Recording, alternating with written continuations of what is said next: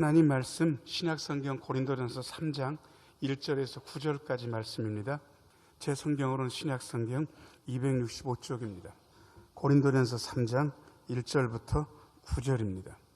읽겠습니다. 형제들아, 내가 신령한 자들을 대함과 같이 너희에게 말할 수 없어서 육신에 속한 자 곧 그리스도 안에서 어린 아이들을 대함과 같이 하노라. 내가 너희를 젖으로 먹이고 밥으로 아니하였노니 이는 너희가 감당하지 못하였음이거니와 지금도 못하리라. 너희는 아직도 육신에 속한 자로다. 너희 가운데 시기와 분쟁이 있으니 어찌 육신에 속하여 사람을 따라 행함이 아니리요. 어떤 이는 말하되 나는 바울에게라 하고 다른 이는 나는 아볼로에게라 하니 너희가 육의 사람이 아니리요. 그런즉 아볼로는 무엇이며 바울은 무엇이냐? 그들은 주께서 각각 주신 대로 너희로 하여금 믿게 한 사역자들이니라. 나는 심었고 아볼로는 물을 주었으되 오직 하나님께서 자라나게 하셨나니 그런즉 심는 이나 물 주는 이는 아무것도 아니로되 오직 자라게 하시는 이는 하나님뿐이니라. 심는 이와 물 주는 이는 한 가지이나 각각 자기가 일한 대로 자기의 상을 받으리라. 우리는 하나님의 동역자들이요 너희는 하나님의 밭이요 하나님의 집이니라. 아멘. 잠시 기도하고 하나님 말씀 듣습니다. 은혜로우신 주님, 이 시간 말씀하여 주시고 말씀 듣는 중에 주의 영이 우리의 심령 속에서 약동하는 시간 되게 하여 주옵소서. 전하는 종을 불쌍히 여기시어 주의 말씀이 거침없이 손상 없이 성도들의 심령 속으로 흐르게 하여 주옵소서. 예수님의 이름으로 기도하옵나이다. 아멘. 오늘 3부 예배 나오신 모든 분들 하나님의 은혜 가득하기를 축원합니다. 잘 나오셨습니다. 소크라테스라는 분이 유명한 철학자잖아요. 그분이 검토되지 않는 인생은 무가치할 수 있다라고 이야기했습니다. 다시 이야기하면 인생을 반성하지 않으면 그 인생은 하잘것없게 될 가능성이 있다는 뜻입니다. 검토, 반성이라는 세상적인 용어를 썼지만 우리식대로 표현하면 회개하지 않으면 그분의 믿음의 인생도 별 볼 일 없어질 가능성이 있다. 이렇게 새겨도 다르지 않습니다. 세상 사람들이 이야기하는 반성, 그리고 수험생들이 잘하는 검토, 우리가 이야기하는 회개, 다 같은 선상에서 자신의 삶을 되돌아보는 것입니다. 자신의 삶을 되돌아보는 가장 좋은 방법은 질문하는 것입니다. 다른 사람들한테 묻기 이전에 내 자신한테 물으면 됩니다. 그리고 하나님께 질문하는 것, 이것이 어떻게 보면 우리의 신앙을 제대로 반성하고 그리고 검토하고 회개할 수 있는 중요한 방법인데요. 그래서 저는 중요한 질문들을 설교 시간마다 여러분들에게 이미 말씀을 드렸습니다. 도대체 믿음이라는 게 뭔가? 나 믿는 사람인데 나의 믿음은 과연 정상인가 비정상인가? 나는 제대로 믿고 있는가 제대로 믿지 않는가? 아니, 도대체 믿음이라는 게 뭔가? 여러분들 생각하셔야 됩니다. 그리고 삶에 대해서도 물어야 됩니다. 나 예수 믿는 사람 맞는데 나 어떻게 살 것인가? 예수 믿는 사람으로 어떻게 살아야 제대로 사는 삶인가? 도대체 삶이란 무엇인가? 질문하면 굉장히 유익한 그러한 것들을 알게 됩니다. 그런데 이런 믿음에 대해서, 삶에 대해서 질문하는 것보다 더 현실적인 질문은 교회에 대한 질문입니다. 자, 저를 따라서 하세요. 교회가 도대체 무엇인가? 옆에 있는 분들한테 물으면서 도대체 교회가 뭐예요? 한번 물어보세요. 옆에 있는 분들한테. 자, 시작. 도대체 교회가 뭐예요? 여러분, 도대체 교회가 뭡니까? 교회가 뭔데 우리는 교회 안에서 신앙생활을 하면서 어떤 때는 교회가 이래도 되냐? 이렇게 얘기합니다. 교회는 이런 거다. 어떤 때 이렇게 얘기합니다. 교인들이 그런 거야. 그렇게 말하기도 합니다.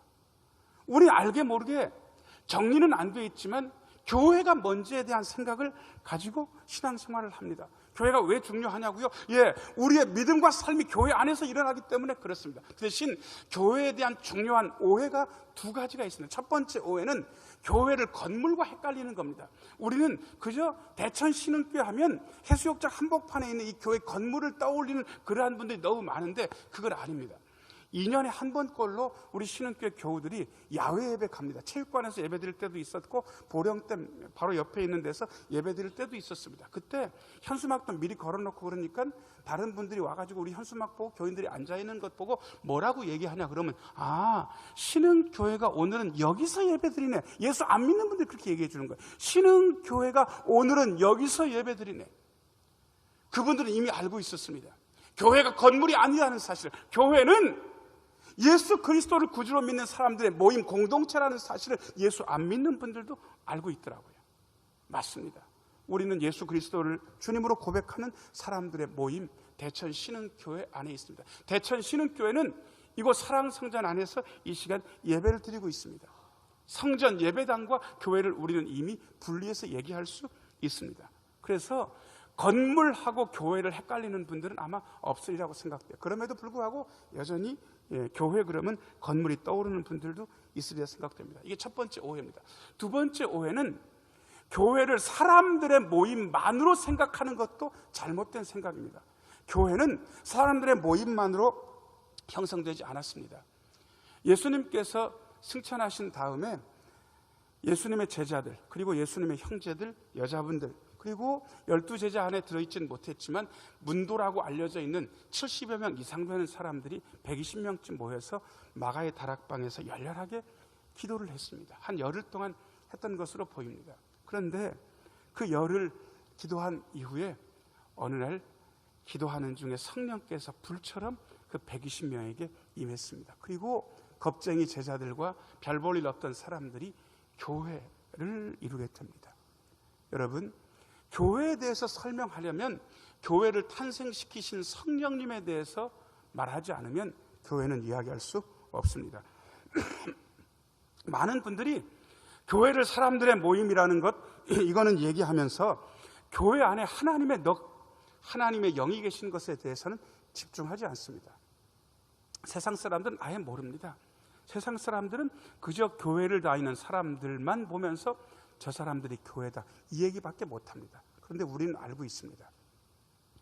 우리 신흥교회 안에 교회를 형성시키시는 하나님의 영이 있다는 사실을 우리는 알고 있고, 그 영을 배제하고는 교회에 대해서 어떤 말도 할 수 없습니다. 자, 저를 따라서 하세요. 우리 안에 하나님의 영이 있습니다. 저하고 여러분들 안에 하나님의 영이 있습니다. 이 영에 대해서 이야기하지 않고 교회에 대해서 이렇다 저렇다 사람들만 보고 이야기한다면 그분은 교회에 대해서 절반도 이야기하지 못하는 것입니다. 이 사실을 알았던 분이 바울 사도였습니다. 고린도 교회는 문제가 많은 교회입니다. 사도 바울이 2차 선교여행 때 고린도 교회를 개척하고 2차 선교여행을 은혜롭게 마친 다음에 3차 선교여행 때는 에베소 교회를 개척했습니다. 에베소 교회에서 개척하는 중에 고린도 교회에 대한 안 좋은 소문들이 살살 들리기 시작했습니다. 그리고 거기서 세 사람이 고린도 교회 문제를 가지고 사도 바울에게 질문하기 위해서 왔습니다. 더욱이 심각한 것은 고린도 교회, 사도 바울을 이어서 2대 목회자로 간 아볼로가 고린도 교회 같은 교회에서 목회 못하겠다고 짐을 싸질머지고 에베소에 있는 바울한테 온 거예요. 왜 못 가겠냐? 난 이런 교회에서 목회할 수 없다고 아볼로 사도가 상처를 많이 받았습니다. 여러분, 이런 심각한 고린도 교회를 향해서 사도 바울이 편지를 쓴 게 고린도 전서의 기록인데요, 고린도 전서 1장을 살펴보면 거기에 성도라 부르심을 받은 자들이라는 표현을 쓰고 있습니다. 문제가 심각한 게 별의별 문제가 고린도 교회에 있었습니다. 그럼에도 불구하고 사도 바울은 고린도 교회를 하나님의 교회, 하나님의 성도라 부르는 것을 주저하지 않았습니다. 왜인지 아세요? 교회는 사람들만의 모임이 아니라 그 안에 성령께서 역사하고 계신다는 사실, 사도 바울은 알고 있었기 때문에 그렇습니다. 문제 많은 교회라고 성령이 역사하지 않는 것 절대로 아닙니다. 자, 저를 따라서 하세요. 문제 있는 교회에도 성령이 역사하십니다. 그래서 현실 교회 안에 있어야 됩니다. 교회를 등한시하고는 우리의 신앙생활이 일어나지 않습니다. 여러분, 아무런 결점도 없는 교회를 이 지상에서 찾을 수 없습니다. 모든 교회는 문제가 있습니다. 그럼에도 불구하고 모든 교회 안에 하나님의 넋이, 하나님의 영이 역사하고 있습니다. 이 사실을 근본적으로 인정하면서 오늘 교회에 대한 실질에 대해서 세 가지 말씀드리려고 합니다. 첫 번째, 교회 안에 있는 중요한 요소입니다. 자, 저를 따라서 하세요. 교회 안에 신령한 자들도 육신에 속한 자들도 있습니다. 교회 안에 신령한 자들만 있는 것이 아니라 육신에 속한 자들도 있습니다. 1절 말씀 화면 보면서 같이 읽겠습니다. 형제들아, 내가 신령한 자들을 대함과 같이 너희에게 말할 수 없어서 육신에 속한 자 곧 그리스도 안에서 어린 아이들을 대함과 같이 하노라. 아멘. 사도 바울은 고린도 교인들을 어떻게 보면 두 종류로 나누고 있습니다. 첫 번째, 신령한 자들, 두 번째, 육신에 속한 자들이 있습니다. 그런데 우리는 육신에 속한 자들 하면 이분들은 그리스도 밖에 있는 사람들이라고 오해를 하는데 전혀 그렇지 않습니다. 여러분들, 육신에 속한 자, 곧 다음에 있는 몇 글자만 읽어보도록 하겠습니다. 자, 시작.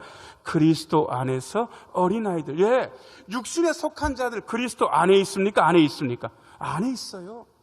그리스도 안에 있긴 한데 어떤 분들은 그리스도 안에 있으면서 신령한 자들이고 어떤 이들은 그리스도 안에 있는데 육신에 속한 자라고 이야기하고 있습니다. 육신에 속한 자들 이렇게도 표현합니다. 그리스도 안에 있는데 어린아이라고 이야기합니다. 그렇다면 신령한 자들은 그리스도 안에 있는 분들인데 어른이라고 이야기할 만하죠. 다시 이야기하면 그리스도 안에서 어른도 있고 아이도 있다라고 사도 바울은 우리에게 일러주고 있습니다. 자, 저를 따라서 하세요. 그리스도 안에서 어른도 아이도 있습니다. 어른도 있고 아이도 있습니다. 그 아이를 육신에 속한 자라고 그렇게 이야기합니다. 그런데 여러분, 그리스도 안에 있기만 하면 어른이든지 아이든지 구원받는 데는 지장이 없습니다.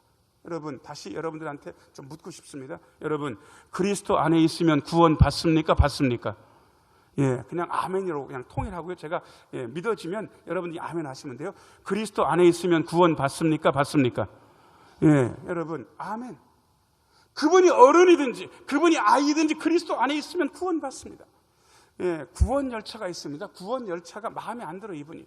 구원 열차 안에서 이분이 땡깡을 부리고 말썽을 피우면서 구원 열차 유리창도 깨고 그리고 바닥에 누워가지고 난 내리고 싶다라고 아무리 소리를 질러도 이분이 구원 열차에서 내리지 않습니다. 구원 열차의 종착지는 천국입니다.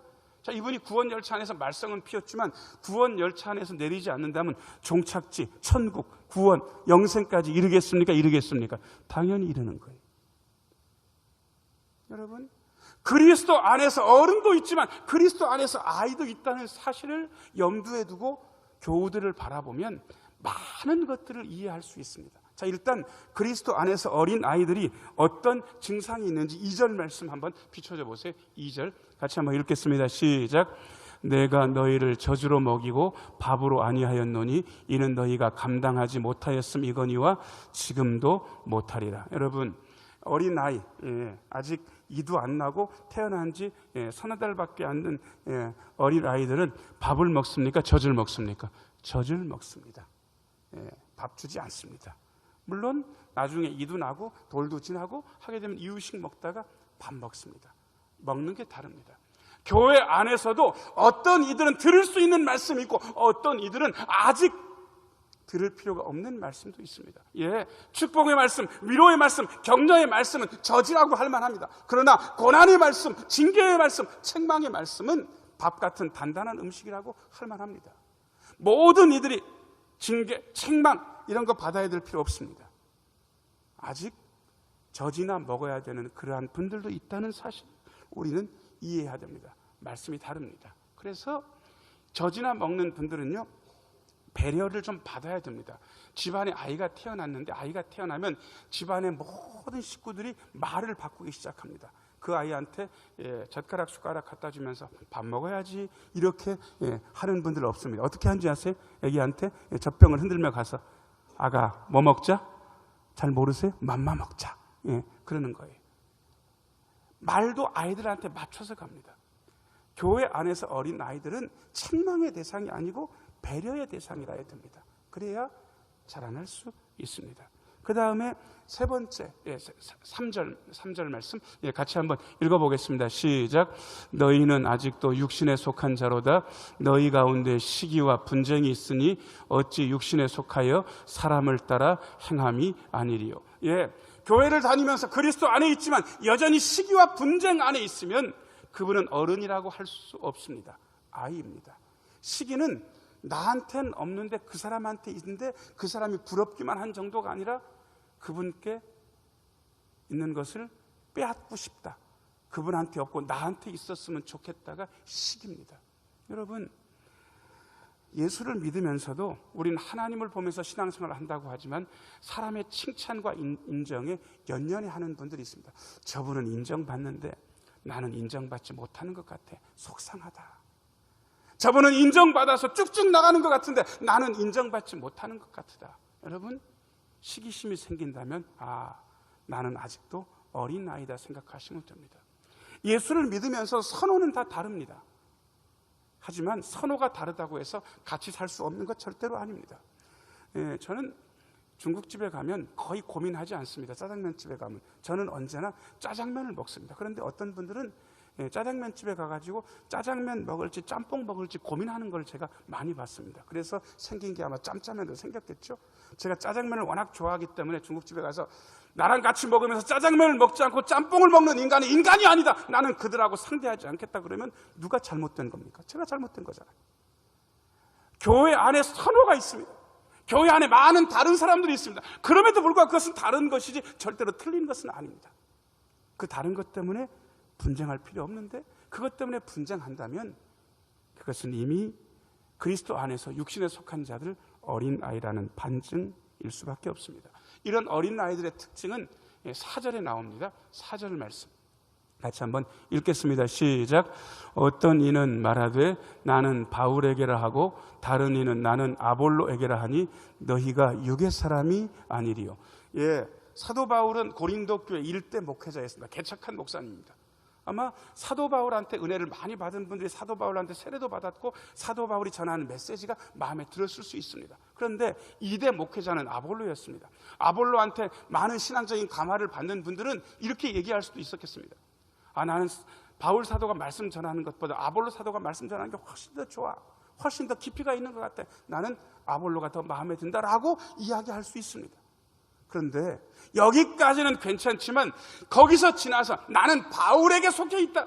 나는 아볼로에게 속해 있다라고 그렇게 이야기하고 팔을 가르고 분당으로 나누기 시작하면 그때부터는 더 이상 건강하지 않습니다. 그것은 어떻게 보면 그리스도 안에서 어린아이라는 사실을 반증하는 것일 뿐입니다. 그래서 육신에 속한 자들, 그리스도 안에서 어린아이들이 어떤 건가? 사실은요, 우리는 처음에 그리스도 안에 속해 있으면 다 육신에 속한 자들 어린아이에서부터 출발합니다. 그런데 어린아이가 말씀을 듣고 자라면서 점점 성장해 갑니다. 자, 저를 따라서 하세요. 그리스도 안에 있으면 어린아이들이 점점 자라 어른이 됩니다. 어른이 되는 거예요. 그러니까 그리스도 안에서 육신에 속한 자를 어린아이처럼 보여도 그분들을 배려하고 말씀을 계속 들을 수 있게 하면 어른 되는 것이고 성장할 수 있습니다. 교회는 그런 점에서 육신에 속한 이들도 있지만 신령한 자들도 있다는 사실을 염두에 두면 교회의 많은 것들을 분쟁 없이 해결할 수 있습니다. 이게 첫 번째 사실이고요. 그 다음에 두 번째 비춰줘 보세요. 자, 저를 따라서 하세요. 교회 안에 믿게 한 사역자들이 있습니다. 5절 말씀 같이 한번 읽겠습니다. 시작. 그런즉 아볼로는 무엇이며 바울은 무엇이냐? 그들은 주께서 각각 주신 대로 너희로 하여금 믿게 한 사역자들이니라. 아멘. 사역자들이 어떤 일을 하는지 여러분들이 교회 생활하면서 알고 계셔야 됩니다. 자, 저를 따라서 하세요. 사역자들은 믿음을 돕는 사람들입니다. 우리 교회에 제가 있습니다. 오한나 목사님 있습니다. 김용훈 목사님 있습니다. 전명수 전사님도 있습니다. 사역자들입니다. 이 사역자들은 딱 한 가지 일을 합니다. 여러분들의 믿음을 돕기 위해서 뭐든지 합니다. 여러분들의 믿음을 주관하는 것이 아니라 저희는 여러분들의 믿음을 돕는 존재입니다. 아니, 어떻게 보면 우리들도 마찬가지예요. 자, 옆에 있는 분들 얼굴 보시면서요, 제가 예수 잘 믿도록 도와드릴게요. 한마디씩 하세요. 자, 시작. 제가 예수 잘 믿도록 도와드릴게요. 여러분들끼리도 그래야 되고, 저도 여러분들한테 어떤 존재입니까? 저는 여러분들의 믿음을 주관하는 사람들이 아닙니다. 여러분들이 잘 믿을 수 있도록 돕는 사람입니다. 방식은 다 다릅니다. 그런데 제가, 우리 사역자들이 여러분들의 믿음을 돕는 사역자들이라는 것을 여러분들이 인정하신다면, 그 대신 사역자들은 개인차가 좀 있습니다. 이분은 이게 좋고 저분은 저게 좋습니다. 그게 6절에 나옵니다. 6절 말씀. 6절 같이 읽겠습니다. 시작. 나는 심었고 아볼로는 물을 주었으되 오직 하나님께서 자라나게 하셨나니. 심는 분이 하는 게 다릅니다. 물 주는 분들이 하는 게 다릅니다. 제가 설교하는 게 다르고 저희 목사님, 김영훈 목사님, 전사님이 설교하는 게 다릅니다. 어떻게 같겠습니까? 다 다르죠. 은혜 받은 경로가 다른데요. 말씀을 보고 은혜 받는 게 다 다른데요. 그 대신 다름에도 불구하고 다 필요합니다. 10년이만 있으면 어떻게 되겠습니까? 심진 않고 물만 주면 어떻게 되겠습니까? 심는 분도 계시고 물 주는 분도 계십니다. 그런데 여러분들이 집중해야 되는 것은 저분이 심는다, 저분이 물을 준다가 아니라 세 번째 줄, 네 번째 줄 한 번 더 읽으시면 됩니다. 오직부터 같이 한번 읽겠습니다. 시작. 오직 하나님께서 자라나게 하셨나니. 자, 저를 따라서 하세요. 우리 하나님께서 자라나게 하십니다. 예, 사역자들은 여러분들을 위해서 물 줄 겁니다. 거름도 줄 겁니다. 때때로 새로 심기도 할 겁니다. 그러나 이분들이 중요한 게 아니고 이분들을 통해서 역사하신 우리 하나님께서 중요한 분이고요. 하나님께서 자라나게 하십니다. 여러분, 하나님의 정원 안에 많은 다른 종류의 식물들이 있습니다. 어느 날 여러분들이 정목사 놀래키려고 여러분들이 다 전화를 하는데 오늘은 빨간 옷만 입고 가자. 그래가지고 여러분들이 전체적으로 빨간 옷만 입고 여러분 이 자리에 앉아 계시면 제가 이상하지 않겠습니까? 제가 왼쪽부터 오른쪽까지 쫙 보니까요, 여러분 머리 스타일도 다 다르시고 옷차림도 다 다르시고 얼굴 표정도 다르시기 때문에 제가 여기서 너무 행복합니다. 여러분 한 분 한 분들 보면서 이렇게 다양한 여러분들을 잘 믿게 하려고, 더 잘 믿게 하려고 저는 돕습니다. 사역자들은 돕습니다. 여러분들도요, 이 도와주는 일을 같이 하시면 됩니다. 자, 저를 따라서 하세요. 우리는 예수 잘 믿게 하는 사람들입니다. 예, 우리도 잘 믿지만 다른 이들도 잘 믿게 하는 사람들, 믿게 한 사역자. 그 다음에 세 번째 비춰줘 보세요. 세 번째. 자, 저를 따라서 하세요. 우리는 하나님의 밭이요, 하나님의 집입니다. 예, 9절 말씀 읽겠습니다. 9절 같이 읽겠습니다. 시작. 우리는 하나님의 동역자들이요 너희는 하나님의 밭이요 하나님의 집이니라. 사역자들은 믿게 한 사역자들로서 하나님과 동역하고 있는 것이고, 고린도 교회를 향해서 사도 바울이 하나님의 밭, 하나님의 집 이야기를 하고 있습니다. 귤밭, 과수원, 사과밭, 사과 과수원. 사과 열매 때문에 사과를 심습니다. 귤 열매 때문에 귤나무를 심습니다. 밭이 있는 이유는 거기다 경작을 하고 열매 맺기 위함입니다. 우리가 하나님의 밭이라면 하나님께서 우리를 대천 신은교회 안에 심으시고 원하시는 열매가 있으리라는 생각을 여러분도 가질 수 있을 겁니다. 성경에 보면 열매에 대한 이야기가 많이 나오는데 가장 다채로운 열매는 갈라디아서 5장 22절부터 23절에 나옵니다. 화면 보면서 같이 한번 읽겠습니다. 시작. 오직 성령의 열매는 사랑과 희락과 화평과 오래 참음과 자비와 양선과 충성과 온유와 절제니 이 같은 것을 금지할 법이 없느니라. 아멘. 22절 비춰줘 보세요. 예, 하나님께서 우리에게 오셔서 뭘 원하시는지, 어떤 열매를 드릴 수 있는지 여러분 생각하시면 됩니다. 우리가 맺을 열매는 미움의 열매가 아니라 사랑의 열매입니다. 우리가 맺을 열매는 불안의 열매가 아니라 어떤 일이 있어도 기뻐하는 것입니다. 우리가 맺을 열매는 분쟁의 열매가 아니라 화평입니다. 우리는 이것은 못 참는다라고 얘기하면 안 되고 이것까지 참겠다라고 이야기해야 됩니다. 우리는 다른 사람들을 자비로운 눈으로, 불쌍한 눈으로 봅니다. 우리는 서로 친절합니다. 우리는 충실하게 모든 일들을 감당합니다. 그 뒤에도 비춰줘 보세요. 그리고 우리는 모든 사람에게 부드럽게 대합니다. 그리고 끝까지 가지 않고 절제할 것을 절제합니다. 하나님은 우리에게 오셔서 하나님의 밭인 우리 신흥교회에게 이런 열매를 원하십니다. 자, 저를 따라서 하세요. 하나님이 원하시는 열매 많이 맺읍시다. 예, 하나님이 원하시는 열매 여러분들이 아셨으니까 나는 이런 열매를 맺겠다라고 다짐하시고 열매 맺으시면 됩니다. 왜요? 우린 하나님의 밭이기 때문에 그렇습니다. 그 다음에 우린 하나님의 집이라고 말씀드렸습니다. 예, 여러분, 집은 어떤 게 좋은 집인지 여러분들이 아시는지 모르겠습니다. 자, 어떤 분이 20평보다는 30평이 좋고 30평보다는 40평이 좋다라고 그렇게 생각하시는 분들이 있을 수 있습니다. 예. 그렇게 생각하는 분들이 1번이라 그러고요. 어떤 분은 이거 평수는 상관없어. 그죠? 사는 사람이 마음이 편하면 그게 좋은 집이야. 2번. 자, 1번과 2번 중에서 여러분 어디에 동의하시겠습니까? 예, 1번이라고 하는 분은 아직까지도 세상적인 욕심을 못 버리시는 분이.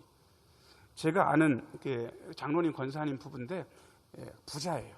근데 이분이 그 부자 가지고 있는 거를 사회에 헌납하시고 두 분이 다 일을 마치신 다음에 15평인지 18평인지 아무튼 조그만 아파트에 그냥 사시는 거예요. 근데 기가 막힌 건 두 분이 늘 편하고 좋다는 거예요. 목사님, 여기만한 데가 없습니다. 여기가 천국입니다. 그렇게 얘기하는 걸 들었습니다. 왜? 살기 편하다는 거예요. 지금 이렇게 나이 들었는데 넓은 집에 살면 청소는 하기가 어렵고 힘들지 뭐 그렇게 좋겠냐고. 좋다는 거예요. 자, 그러면 여러분들한테 묻습니다. 대천 신흥교회는 하나님의 집입니까? 하나님의 집입니까? 그럼 누가 사시는 집입니까? 하나님이 사시는 집. 자, 그러면 대천 신흥교회가 좋은 하나님의 집이 되려고 하면 1번 우리가 편해야 된다. 2번 여기 계신 하나님이 편해야 된다. 2번. 자, 1번과 2번 중에 어느 게 정답입니까? 1번이라고 얘기하시는 분들은 아닙니다. 여기 하나님의 집이기 때문에 하나님이 편하셔야 되는 거예요. 하나님이 대천 신흥교회 안에서 편안하게 계시면 괜찮아요. 여러분들의 마음이 하나님의 집이라고 생각되시면 여러분이 편한 게 중요한 게 아니고 여러분 안에서 하나님이 편안하시면 됩니다. 한번 질문 한번 해보겠습니다. 고개를 들고 저를 따라서 한번 해보세요. 하나님, 제 마음속에서 편안하세요?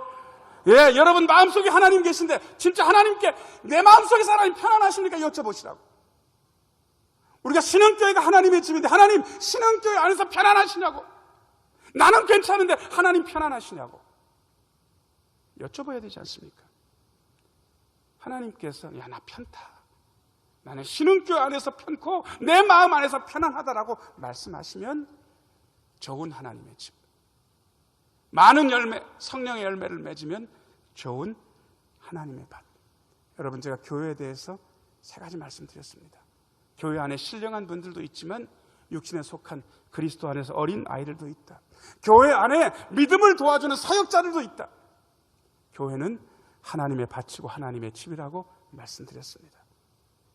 이 말씀 마음에 새기고 하나님의 밭이고 하나님의 집인 신흥교회 안에서 아름다운 열매를 맺으면서 하나님을 편안하시게 모셔 하나님께 칭찬 듣고 인정받는 우리 모두가 되기를 예수님의 이름으로 축원합니다.